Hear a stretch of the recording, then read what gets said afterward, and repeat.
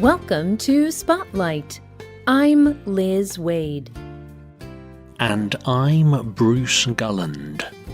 Spotlight uses a special English method of broadcasting. It is easier for people to understand no matter where in the world they live.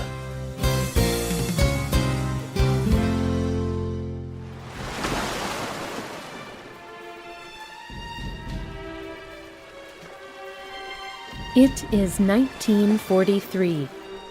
Many nations are fighting in World War II. In the South Pacific, soldiers from the United States land on a beach. There are loud noises of shouting and guns. There is a lot of smoke and blood. Many soldiers are dying and injured. In the middle of this, two men are crouched down near the ground. One of them is wearing a headset and talking into a microphone. Another one is turning the handle of a radio. They talk into the radio. But these American soldiers are not speaking English. The soldiers are Native Americans. They are talking in a special code. This code is made from their native language. Today's spotlight is on the code talkers of World War II.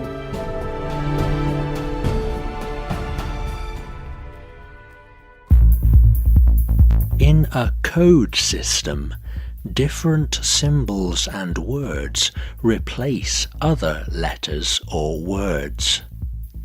It is almost like making a new language. For example, instead of saying the letter D, someone could say the English word dog. When two people know the same code, they can communicate with each other. Anyone else who is listening cannot understand. In times of war, people often use special codes so that their enemies cannot understand them. Other countries work hard to decipher or understand the code. If you understand the code that your enemy is using, you can learn their plans. But the United States used one code that no one ever deciphered. This was a code based on the Native American languages of North America. Native American code talkers first served in the U.S. Army in World War I. David Hatch is a historian with the United States National Security Agency. He tells the Al Jazeera news organization about how the idea for this special code began. One of the officers heard some of his men talking in a language he did not recognize. He found they had one military group that had soldiers who were from the Choctaw tribe. And he got the brilliant idea of using the Choctaws as communicators. They did that and completely fooled the Germans. Eventually, it became an official program in the army. In World War II, over 600 code talkers served in the U.S. Army. The code talkers came from 33 different Native American tribes. Each of these tribes has a different language. But more than half of the code talkers were Navajo. Outside of a small area in the United States, very few people know the Navajo language. And Navajo is a very complex language. Often, one Navajo word can mean many different things, depending on how it is said.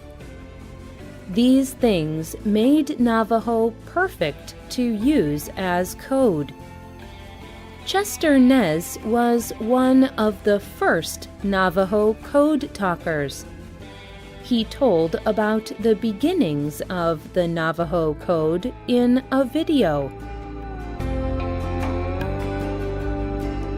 My group was the original 29 Navajo Code talkers. We developed our own code.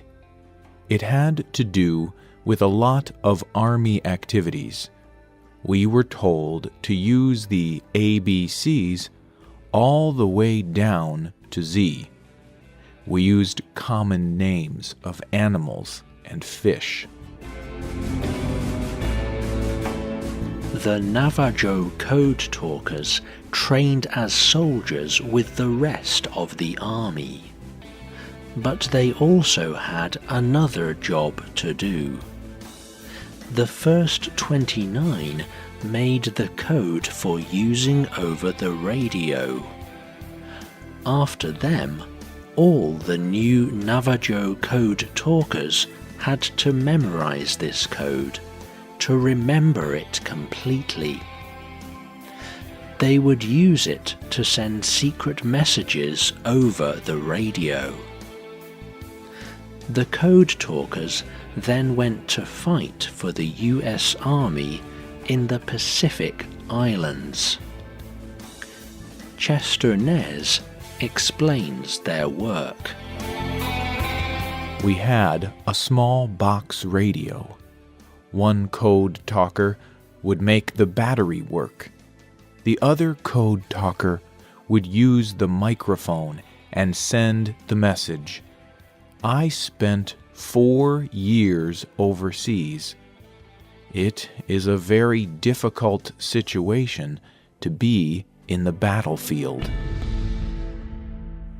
Fighting for the United States was a particularly difficult situation for the code talkers. The U.S. government had treated their people badly. Kevin Gover is the director of the National Museum of the American Indian. He tells how the U.S. government put Native American children in special schools. At these schools, the children were not permitted to speak in their native languages. They were separated from their families, their communities, and their cultures.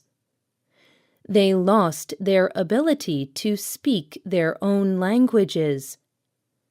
The government's goal was to end these native cultures. And yet, during the war, the U.S. government wanted to use these languages to fight other countries. Gover told Al Jazeera, "The whole idea of Native Americans serving the United States in the military is full of complexity.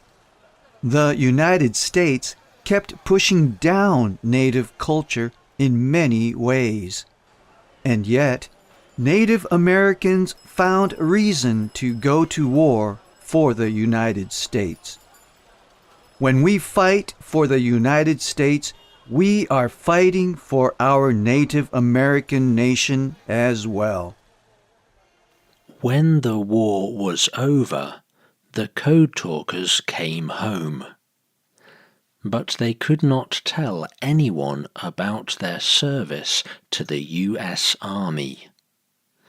The Navajo Code was an army secret. However, in 1963, the US government released information about the brave work of the Code Talkers. In 2001, the US government gave the Code Talkers the Congressional Gold Medal. Many of the Code Talkers had died by this time, but Chester Nez travelled to receive this high honour. Nez told CNN, "Our Navajo Code was one of the most important military secrets of World War II. The Army did not tell us Navajo men how to develop that code. They trusted in us and in our abilities. For that, I am thankful."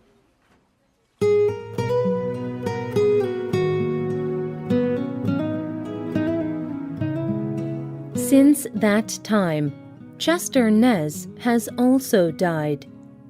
But he knew that his country was also thankful for him.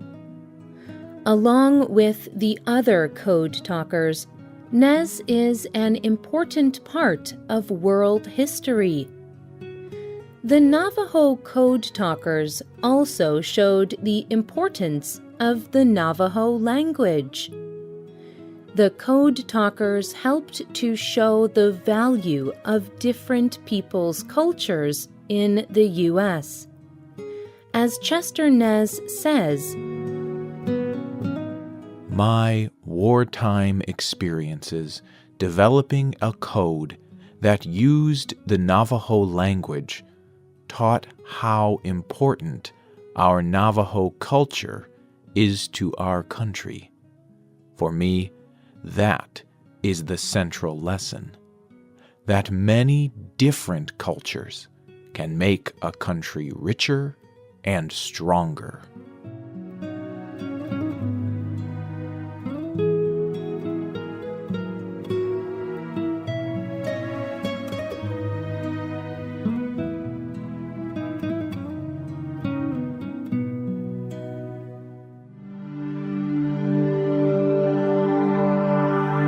The writer of this program was Rena Dam. The producer was Luke Haley. The voices you heard were from the United States and the United Kingdom. All quotes were adapted for this program and voiced by Spotlight. You can listen to this program again and read it on the internet at www.radioenglish.net. This program is called Code Talkers, Serving with Their Native Language. tell us what you think about today's program. You can leave a comment on our website or email us at radio@radioenglish.net. And find us on Facebook. Just search for Spotlight Radio. We hope you can join us again for the next Spotlight program.